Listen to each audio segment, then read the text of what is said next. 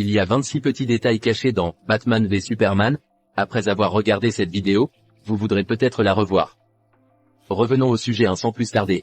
Si vous avez vu ce film, vous savez que Batman a bloqué le crochet gauche et droit de Superman. Bruce Wayne avait déjà vu les images de Superman et du général Zod se battant, donc chaque fois que Superman frappait, il faisait référence à la façon de le faire. Batman était parfaitement préparé pour le combat, utilisant 2 bombes fumigènes pour bloquer la vue de Superman. Il est important de noter qu'il y a un P et une majuscule lorsqu'il prépare ses bombes fumigènes. Un petit B au dos. Nous avons appris à l'école que P dans le tableau périodique des éléments correspond à des milliers. Selon les bandes dessinées, Superman ne peut pas voir à travers les milliers. De plus, lorsqu'il doit sauver Martha, Batman se fait tirer dessus. Le détail peut être exagéré. Lorsque Batman et Iron Man sont abattus et que les balles dévient de leur armure, les 2 images sont en fait les mêmes. La 4e scène est juste avant Batman v Superman. Bruce Wayne a activé les canons soniques des 2 côtés pour faire face à Superman, mais si vous regardez attentivement. Si vous le regardez, vous verrez que les ondes sonores emportent l'eau à proximité, donc sur le plan suivant, nous pouvons voir que la zone où elles ont frappé est un peu sèche.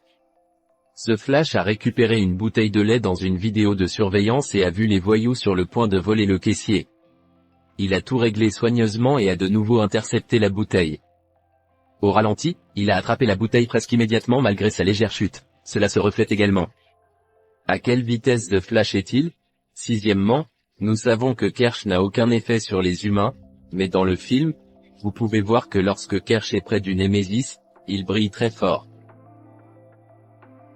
7e au début du film, cette chose s'appelle en fait World Engine. Écoutons maintenant World Engine, mais lorsque Bruce Wayne fait un cauchemar, il entend le même son à chaque fois. Cela symbolise en fait l'épisode 8 du SSPT de Bruce Wayne. Quand Superman est dans Day of the Dead, cela reflète en fait une scène dans Man of Steel où il est vu noyé dans des crânes dans son rêve, donc la vision que Superman avait dans Man of Steel s'est avérée être de la meilleure façon possible.